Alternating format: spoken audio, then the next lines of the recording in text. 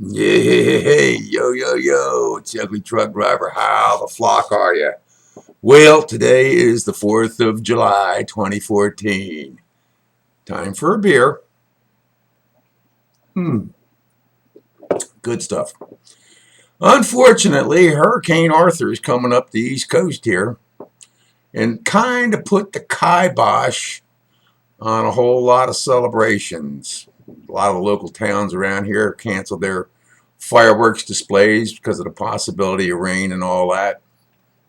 It is what it is. I guess they'll have it tomorrow or sometime over the weekend. But I've been kind of quiet on this subject for a little bit, and I've been trying to soak it in. And it refers to the Middle East with this new terrorist organization. It's calling itself ISIS. And I'm kind of reminded, okay, of something that goes back a whole bunch of years. Um, I don't care whether you call it ISIS, Hamas, Al Qaeda, any other name, okay? These are Islamic terrorist groups that are out to basically destroy society. And it doesn't matter if the society's here in the United States or in England or France or Germany or Sweden or Switzerland or Italy or Ukraine or even Russia. These individuals have one thing in common, and it's already even been stated even by the liberal news media. This group that's there currently in the Middle East that we call ISIS wants to establish a caliphate. What's a caliphate? Basically, it's a country. You see, most of these people in the Middle East, and it doesn't matter whether it's Iraq, Iran, Afghanistan, Syria, Saudi Arabia, Yemen, uh, whatever, they don't go by these lines we draw on the map that shows that this is this country and this is that country. The way they see it, the whole Middle East is their ball of wax, and they cross these lines, uh, and completely ignore the fact that somebody drew these lines. To them, they don't exist. And of course, what you need to understand also is a lot of these people that are these Islamic terrorists, there are some that are in charge that are very eloquent, very smart, know what they're doing, but a lot of their what I call cannon fodder are people they suck in or they draft. They can't read or write. That they only know what they are told about the Quran, which my favorite line is the Quran says convert or kill the infidel. The infidel is anybody that does not believe in Muhammad, the messenger of God, or what's written down in the Quran. They're just sheep following orders. I think what surprised me the most about this, and we can all sit there and blame George Bush and all the rest of it for getting us into the Middle East.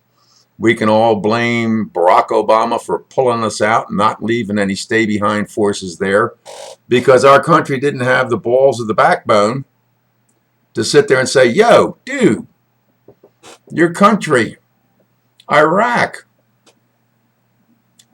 when we leave, you're on your own. We've given you millions and trillions of dollars and tried to train your military up to be as good as ours. We've given you excellent equipment. And what happens? 1,800 of these ISIS types come running into different cities. And what do the soldiers of the country do? They throw down their weapons, they take off their uniforms, and they fade to black. It's the old saying about no guts, no glory. But I want to remind all you people out there in the Ethernet, especially here in America, because y'all don't seem to get it. And I already see it happening in Europe where everybody backs down and backs away from these Islamic terrorists, these Muslims. We've got a problem with our southern border right now here in the United States with illegal aliens coming over the border. you've got a problem in the Middle East that goes back over 1,400 years. Have you missed this? These people, the Sunnis, the Shiites, the Kurds, or whoever else you want to talk about over there, all their little tin Hitler types that want to sit there, subjugate women, treat them like cattle, rape them, molest goats, that sit there and take their Quran and shake it in your face and say, Muhammad said this, so we got to do it.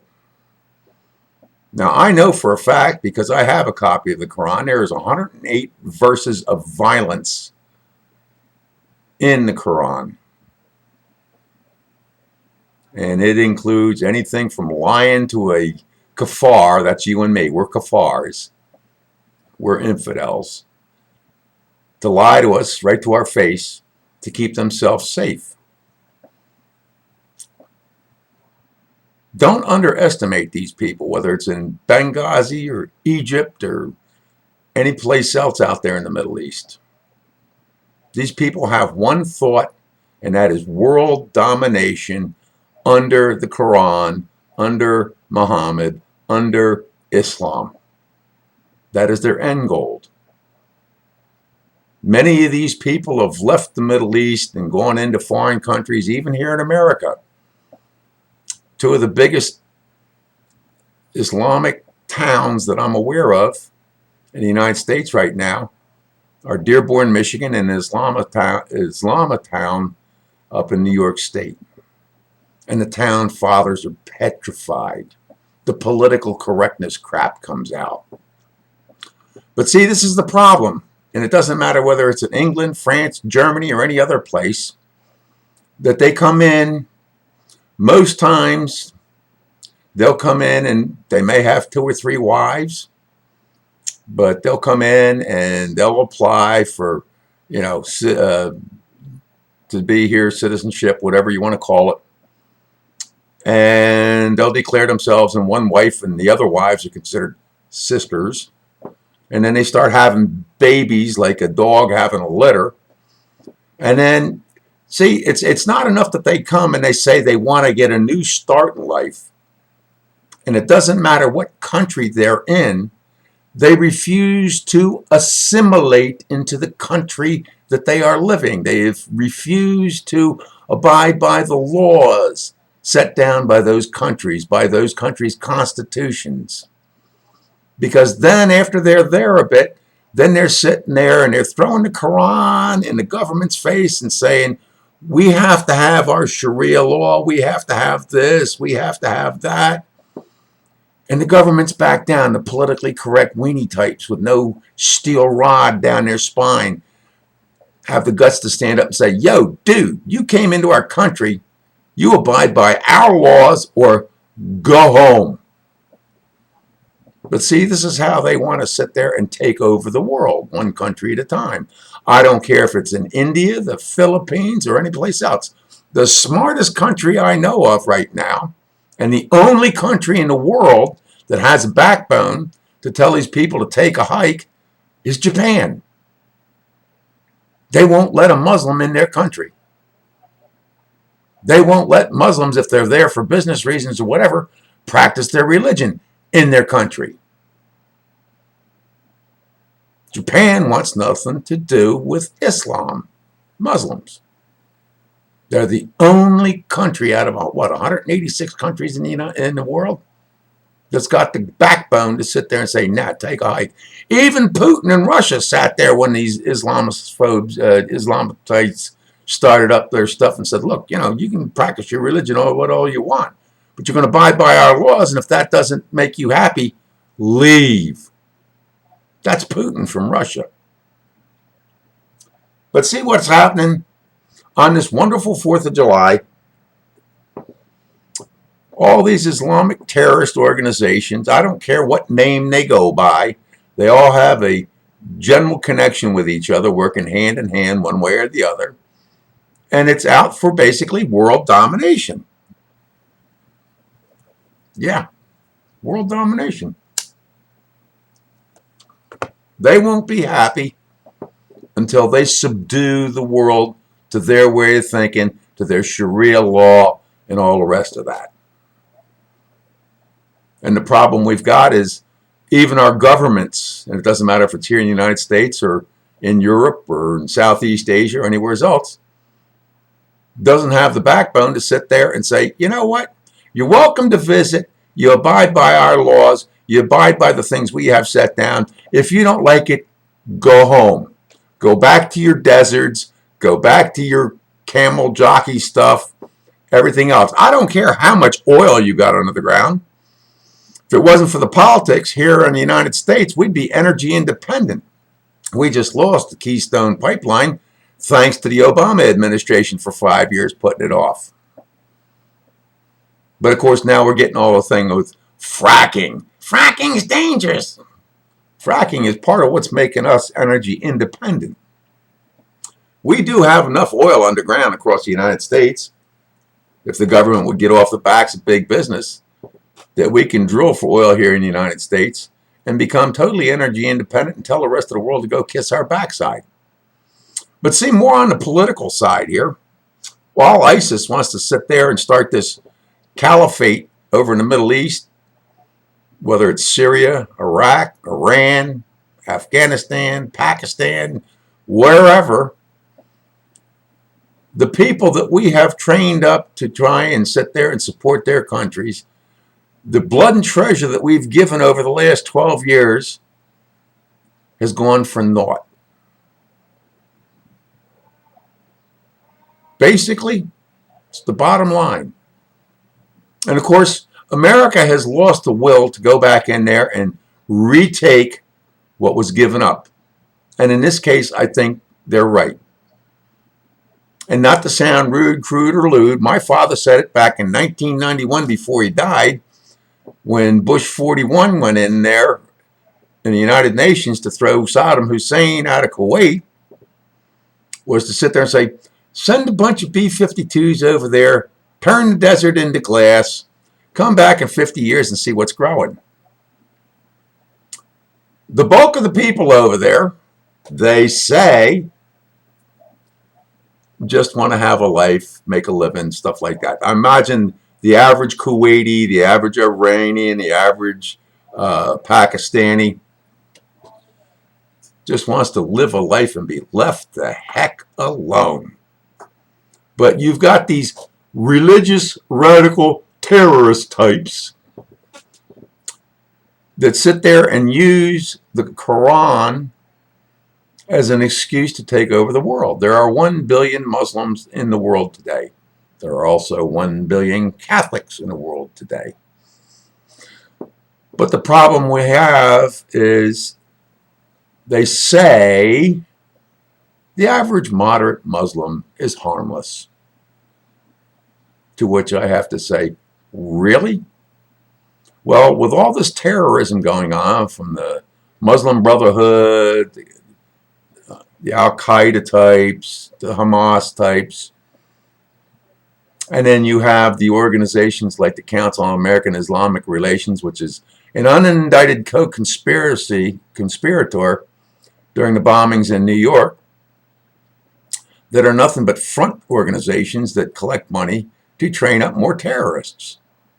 But see, you can't say that in polite company. Even our own presidents won't say it. That goes to George Bush Sr., George Bush Jr., Bill Clinton, and of course, wonderful Mr. Obama.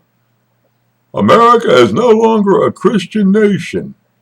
If that doesn't get the hair up on the back of your neck, I don't know what should.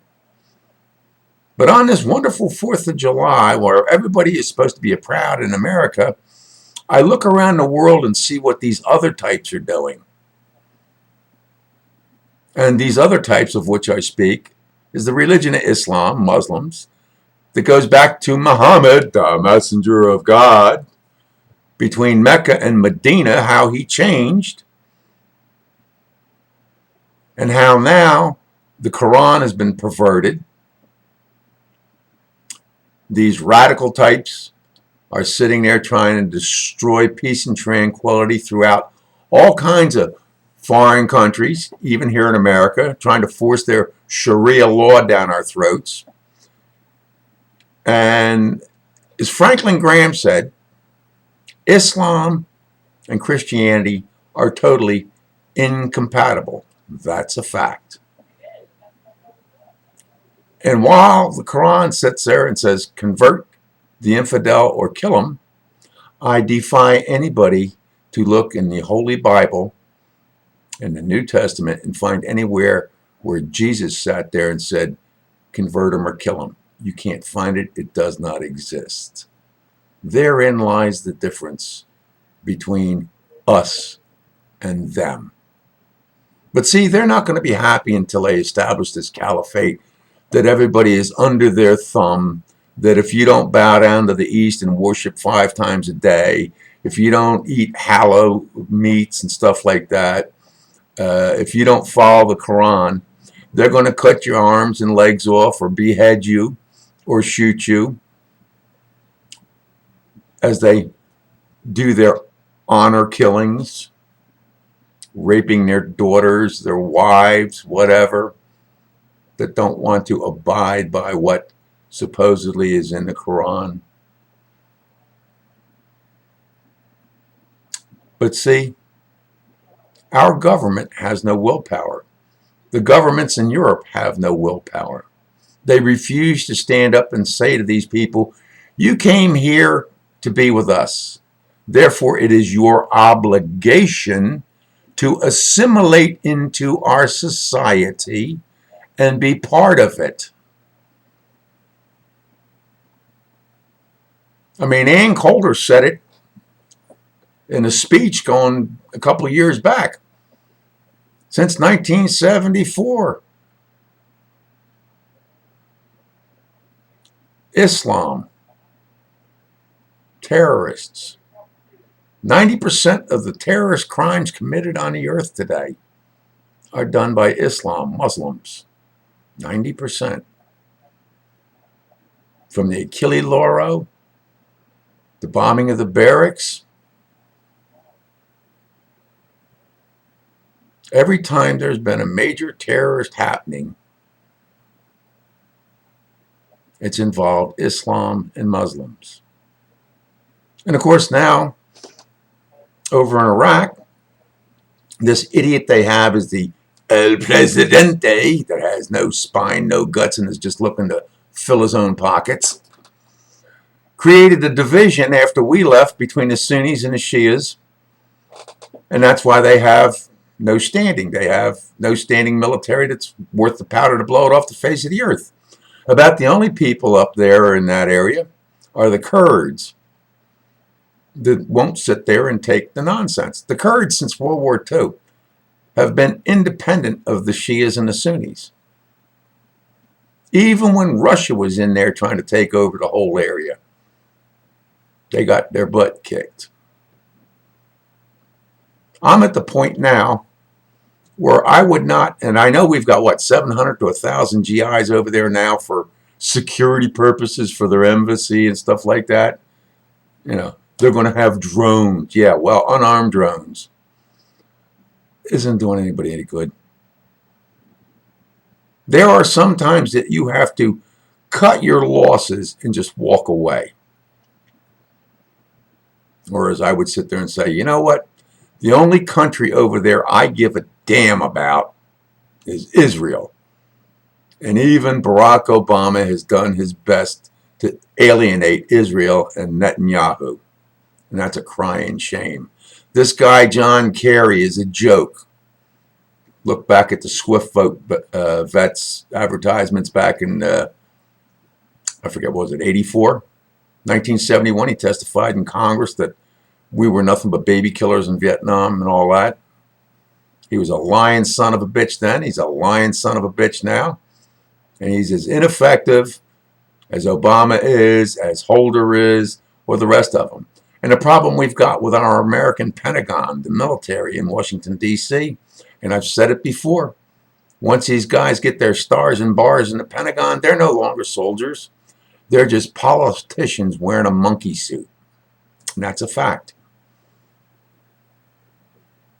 Our Declaration of Independence, our Constitution of the United States, our Bill of Rights is being trashed daily. Our borders are being overrun with illegal people. and our government is ineffective. There is no willpower. The 535 idiots on Capitol Hill are bought and paid for by the PAC groups, by the lobbyists, and everybody else. And while they pay good lip service, when push comes to shove, it ain't happening. The Obama administration has at least 12 scandals running in it. Nothing's getting done except a lot of testimony, which is going to go nowhere. It's a dog and pony show, or what I call kabuki theater, very bad kabuki theater. And what do they want to do? Well, let's see. We've just got this threat that they're going to try and fly an airplane into the United States and blow it up. Do you really stop and think, what has the TSA done in the last 4 to 6 years stopping anybody? Ask yourself this sometime. The airline in Israel, what is it, El Al? They never have a problem with this. Their passengers go through checkouts and stuff a lot quicker than they do here in America. What are they doing right that we're doing wrong? I'm just asking you to think about it. But as far as I'm concerned, on this July 4th, 2014, my attitude is quite simple. Pull all our finances, pull all our military completely out of the Middle East. Stop funding these countries that take our money and still hate us. They can hate us without the money. And you come back home. Put our troops on the southern border. And as far as the terrorism and all that going on over there with ISIS, I have to take my dad's attitude. You know what? Let them kill each other all off. Winner takes all. We have to contain these Islamic terrorists, these fundamentalist terrorists, these Muslim terrorists.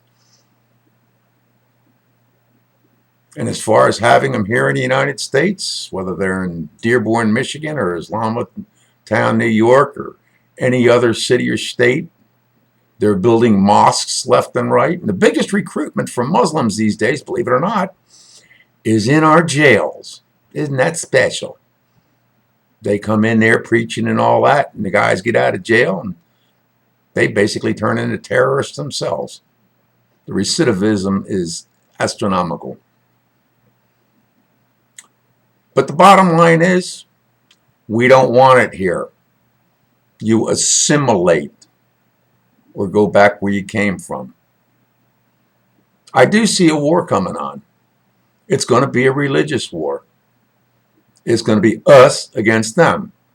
And I would remind you, it's not just Christians. It's Jews. It's Catholics. It's Hindus. It's Buddhists. It's any other religion you can think of here on the face of the earth, according to Muslims and Islam, that either you adopt their religion or they're going to kill you. If you're gay, if you're homosexual, if you're transsexual, doesn't make a bit of difference. They will kill you. But everybody wants to give them a pass, folk. I keep waiting for the people to wake up, but you know what? As long as you got your head up your rectum or in the sand, these people are going to get away from it. And they're going to do what they want.